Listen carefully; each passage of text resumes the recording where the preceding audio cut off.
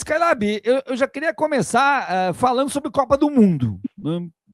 Falando sobre Copa do Mundo, porque agora é o que está pegando, vai começar a Copa do Mundo, né? E a gente tem várias questões envolvendo Copa do Mundo, na verdade. Eu vou colocar um vídeo aqui, Skylab, para a gente ver junto, que é um vídeo que hoje à tarde o repórter da BBC fez uma pergunta bem pertinente, vamos dizer assim, para o presidente da FIFA. E todo mundo está apavorado com a resposta do presidente da FIFA. É uma coisa assim lamentável. E eu vou colocar aqui e eu vou parando e lendo a legenda para o pessoal e a gente depois vai conversar. Olha só isso aqui, gente. O repórter da BBC está perguntando qual é a opinião do presidente da FIFA sobre o fato do Trump ter impedido a entrada do árbitro da Somália, que estava credenciado para apitar a Copa. E foi impedido, não vai trabalhar na Copa do Mundo. Um árbitro que a vida inteira se prepara para o auge, que é uma Copa do Mundo, foi impedido por questões diplomáticas entre os dois países. E o repórter vai perguntar para o presidente da FIFA. Vamos lá. Sent back home, accused of having links with Então, a alegação dos Estados Unidos para impedir o árbitro foi de que ele teria ligações com organizações suspeitas. Tem ainda o México, tem o Irã tendo que mudar sua base para o México. Então, ele está fazendo perguntas para o presidente da FIFA sobre tudo que o Trump está fazendo, como se estivesse mandando na Copa, né? Nós temos torcedores e jornalistas de vários países impedidos de entrar na Copa. Inclusive, torcedores com o visto e com o ingresso foram barrados pelo Trump. Jornalistas com a credencial e com o visto foram barrados pelo Trump. E ele está perguntando tudo isso para o presidente da FIFA. Because of travel bans or visa restrictions, you yourself have said in the past how important it is to have freedom of movement at a global event like this. You've said how inclusive it is, how welcoming it is as well. E aí pergunta ainda se o presidente da FIFA está envergonhado com o que está acontecendo, já que ele, presidente da FIFA, diz que a Copa do Mundo é um local, um momento para receber os povos, né? E tudo mais, perguntando se ele está envergonhado ou não. Eu quero que antes da gente ouvir a resposta do presidente da FIFA, eu quero dar os parabéns ao repórter da BBC por fazer uma pergunta que deve ser feita, na verdade, né? E aí ele pergunta, você aceita que perdeu o controle do seu próprio torneio aqui nos Estados Unidos? Thanks for you're from BBC. BBC. You know, in 2035, I think we hope the Women's World Cup will be. Em 2035, nós esperamos que a Copa do Mundo será no Reino Unido, certo? Tá falando do Reino Unido porque o repórter é da BBC. In the UK, right? Still needs to be a decision, but looks like. Would you find it normal that FIFA would dictate to the British government who to let in the country? Você acharia normal que a FIFA dissesse ao seu país quem é que deve entrar e quem é que não deve entrar? Olha, canalice, né? Porque bom, eu vou deixar para conversar com o Rogério Skylab depois, a gente vai trocar uma ideia sobre isso aqui, mas é um absurdo o jeito que ele já começa a resposta. And who not to let in the country? I don't know. Maybe you find it normal. Talvez você ache normal a FIFA apitar no seu país quem pode e quem não pode entrar. I would like, personally. On the other side, the reality of the matter is that in every country there are governments. Try to get into the UK, into Germany, into Switzerland without a visa. Try to get a visa if you are from certain. Se você for o certo, eu gostaria que em todos os países tivessem governos que deixassem, que controlassem a entrada das pessoas. Em resumo, é isso que ele está dizendo. It's not easy, that's what I want to say. It's not easy when you have 300,000 accredited people.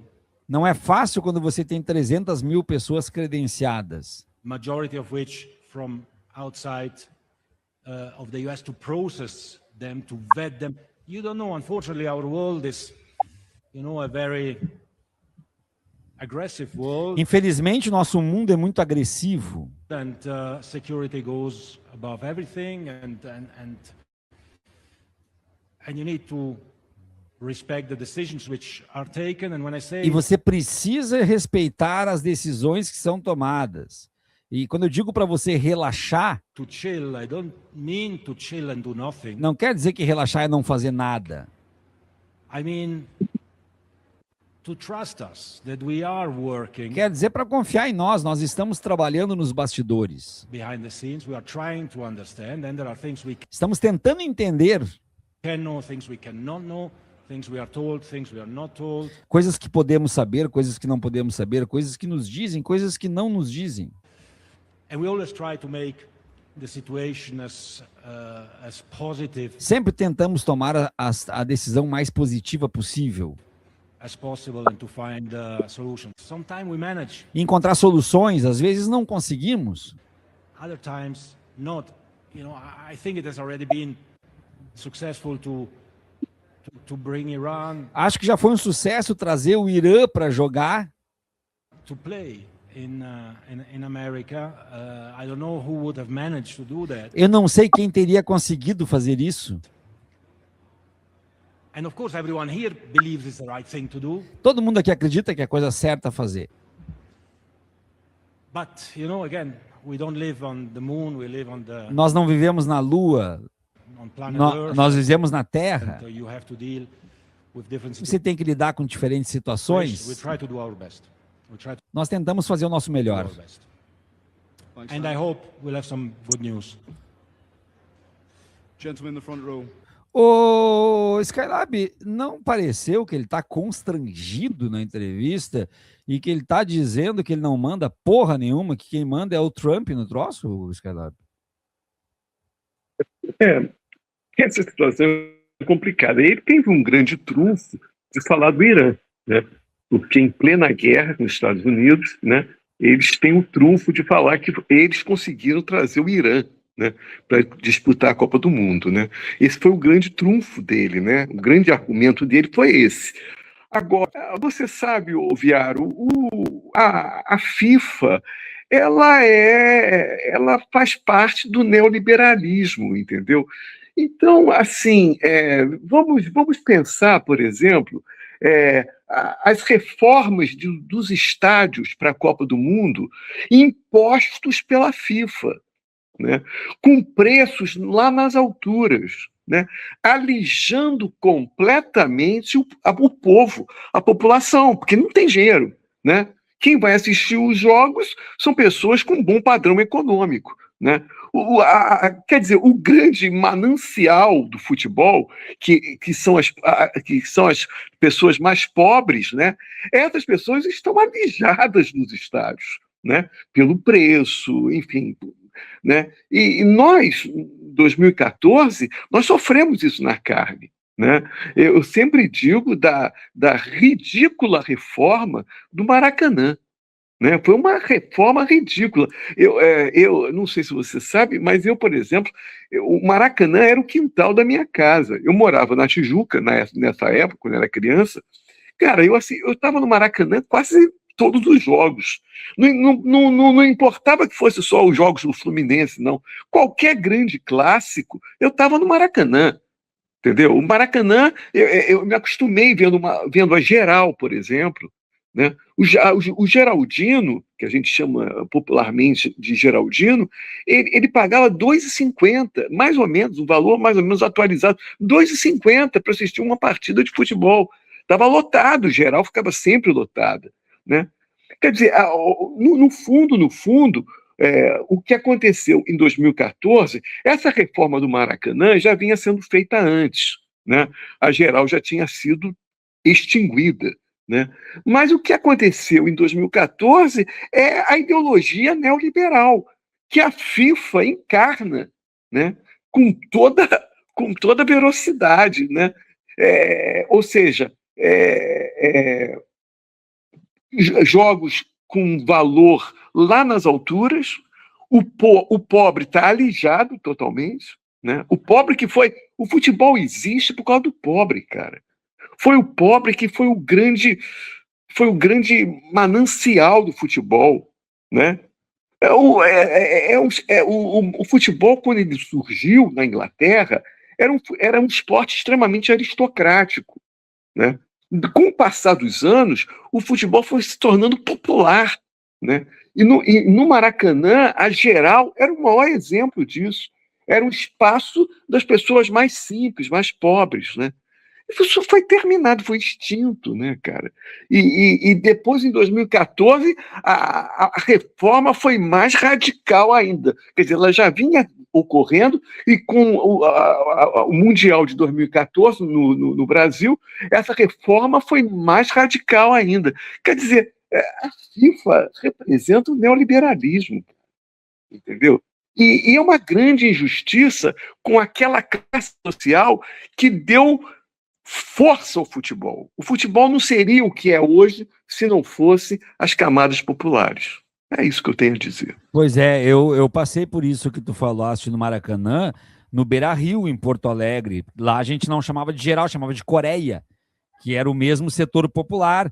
E o Beira-Rio, em 2014, acabou com a Coreia. Puxou a arquibancada até a beira do campo para fazer a reforma para sediar a Copa, e acabou com a Coreia também. Agora, a gente está vendo, Skylab, é uma Copa com algumas questões inéditas. Por exemplo, tu tirar um árbitro da Copa, tu parar a delegação do Iraque, colocar em 7 horas de interrogatório, impedir o craque do Iraque de jogar a Copa. O cara que fez o gol da classificação, não vai jogar porque o ICE decidiu que ele não pode jogar. Mandar o fotógrafo do Iraque embora, porque disse que não precisa ter fotógrafo na delegação. O Irã, falei do Iraque, o Irã vai ficar sediado no México e vai todos os dias para os Estados Unidos jogar e volta para o México, porque não pode circular dentro do Irã. E daí a gente tem esse outro vídeo, Skylab, que pelo menos causou um mal-estar desse vídeo aqui, do repórter, então, do Rizek da Globo. Causou mal-estar porque eu vou colocar com a velocidade um pouquinho só maior, só para comer as respirações, porque ele trata, ele desdenha, ele diz que o Brasil foi o banana na Copa, porque o Brasil, quando sediou a Copa, deixou tudo, liberou tudo, e que os Estados Unidos é que estão mostrando como é que é o time da casa, o país sede, manda. Vamos ver aqui um pouquinho. Vou falar hoje dos 2 exemplos extremos de país sede de Copa do Mundo. Os Estados Unidos, inflexíveis em 2026, e o Brasil, o bananão da Copa de 2014. E não é por causa do 7-1, não. A gente está vendo esse ano, aqui na América, que a Copa é do mundo, mas o torneio e as coisas são do jeito que os americanos querem. Em 14, no Brasil, a gente permitiu que a FIFA aprovasse a lei geral da Copa, a lei geral da FIFA, que se sobrepunha à nossa Constituição. Olha que bizarro. Aqui não. Aqui as coisas caminham como os donos da casa querem. Os Estados Unidos são um país que tem inúmeras restrições com várias nações do mundo e cidadãos desses países. Então, por exemplo, a gente viu um árbitro da Somália que estava credenciado na Copa do Mundo, não conseguiu entrar aqui, ele tinha passaporte diplomático, é hoje o principal árbitro da Copa, não entrou, não interessa, a FIFA não fez nada para isso. A gente viu o herói da classificação do gol, que trouxe o Iraque para a Copa do Mundo, ser interrogado por 7 horas na chegada dele aqui. O fotógrafo da seleção iraquiana foi embora, não pôde entrar. A seleção iraniana está fazendo uma série de acusações, de restrições, que, segundo eles, terão aqui na Copa do Mundo. Aliás, sui generis, né? A gente tem, nesse momento, o país sede em guerra com um país que vai jogar a Copa. Isso nunca aconteceu antes. Não preciso lembrar do histórico aqui dos Estados Unidos, eu falo de Nova York, para falar da preocupação deles com segurança. Então, a gente tem imagens que são, no mínimo, incomuns, né, em Copa do Mundo. As revistas muito rigorosas, grandes personalidades do futebol sendo revistadas com minúcias, cachorros nesse momento, né, farejando material de delegação esportiva. Isso sem falar torcedores de várias nacionalidades, com a viagem marcada, ingresso na mão, que tiveram o visto cancelado. Mas é assim que a roda gira nos Estados Unidos. Tem também as questões climáticas. A gente viu no passado na Copa do Mundo de Clubes, é lei aqui nos Estados Unidos. Se tem uma tempestade a 13 quilômetros do local esportivo, a competição para. Pode até ser cancelada. A FIFA tentou rever isso, mas ela aqui não manda. Quem manda são os norte-americanos. Gostemos ou não, é assim que será disputada a Copa do Mundo 2026. No Brasil, a gente fez tudo o que a FIFA quis e fomos até além. Então o Brasil fez questão de receber todos os povos, a gente é hospitaleiro, todo mundo entrou e saiu do Brasil sem restrição. Afinal, a Copa do Mundo, em tese, é a união entre os povos, é para promover a amizade dos povos. Porque a FIFA nem obrigou a gente a ter tanta sede, a ter tanto estádio, e aí o Brasil aproveitou para fazer um monte de estádio que nem precisava fazer, jorrou dinheiro público e teve muita corrupção também. E já que o tom da Copa do Mundo foi dado, né, é do jeito que os americanos querem, o que a FIFA pode fazer daqui até o final da competição? Eu só vejo uma saída, na parte que cabe a ela, que é a isonomia esportiva. Cabe agora à FIFA garantir que todas as 48 seleções tenham os mesmos deveres, obrigações e até dificuldades. Caso contrário, a isonomia esportiva da competição vai ficar manchada para sempre.